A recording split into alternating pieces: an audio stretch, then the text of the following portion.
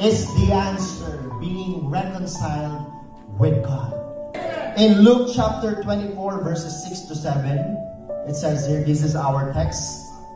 He is not here. He has what? Risen. Do you believe that Jesus is alive? Amen.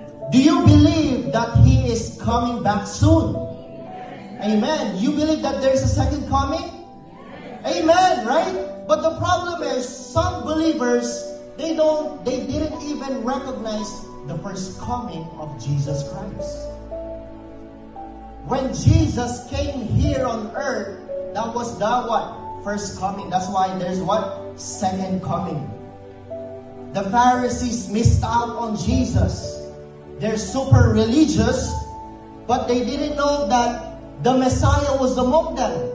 Why? Because they were blinded by their religiosity. They are bound by their, rules, by the law. Jesus is coming back soon.